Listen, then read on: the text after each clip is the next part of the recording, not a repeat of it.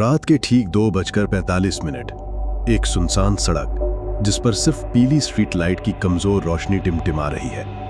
एक लाल रंग की कार सड़क किनारे खड़ी है, दरवाजा आधा खुला हुआ और उसके अंदर एक औरत की लाश जिसका चेहरा पूरी तरह झुलसा हुआ।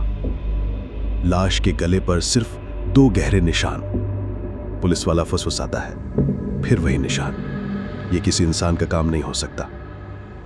ये कहानी है सहरपुर नाम के कस्बे की। यहां पिछले कुछ महीनों से अजीब हत्याएं हो रही थीं।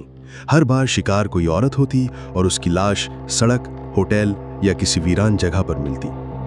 गले पर वही 2 गहरे निशान और शरीर बिल्कुल सूखा हुआ, जैसे उसमें से सारा खून खींच लिया गया हो। लोगों ने कहना शुरू कर दिया कि ये किसी पिशाच का काम है, लेकिन पुलिस और मीडिया इसे सीरियल किलर केस बता रही थी। इस कहानी के 4 मुख्य किरदार हैं।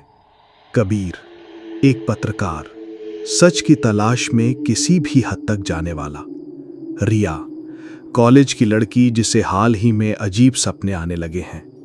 विक्रम, एक इंस्पेक्टर जिसे इन हत्याओं की जांच सौंपी गई है। समीरा, रहस्यमयी औरत जो रात में सिर्फ अंधेरी गलियों में दिखाई देती है। कबीर को इस मामले में कुछ अजीब लगा।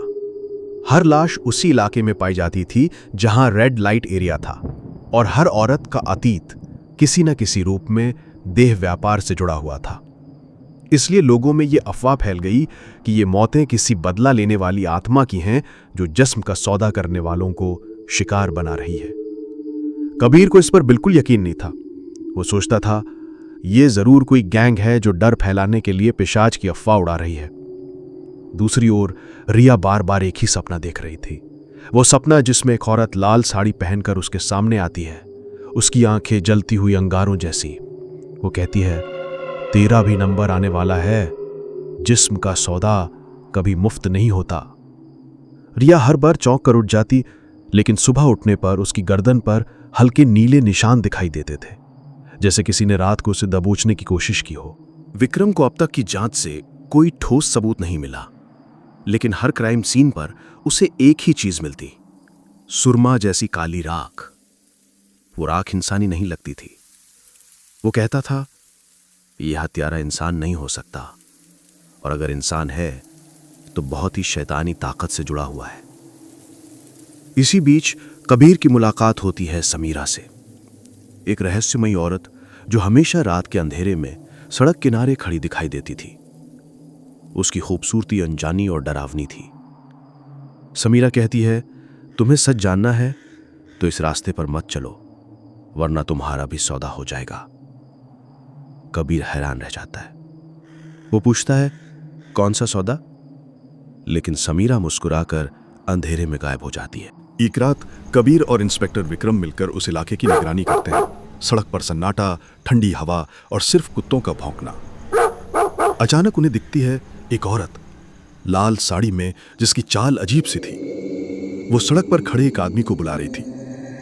आदमी उसके पास गया और अगले ही पल उसकी चीख सुनसान सड़क को चीर देती है। विक्रम और कबीर दौड़कर पहुंचते हैं। वो आदमी जमीन पर पड़ा तड़प रहा था। उसकी गर्दन पर वही 2 गहरे निशान। खून बहने के बजाय उसका पूरा शरीर काला पड़ चुका था, और वो लाल साड़ी वाली औरत धीरे धीरे मुड़कर उनकी ओर देखती है। उसकी आंखें पूरी तरह लाल आग की तरह जल रही थीं। उसके होठों से खून टपक रहा था, और उसकी मुस्कान इंसानी नहीं थी।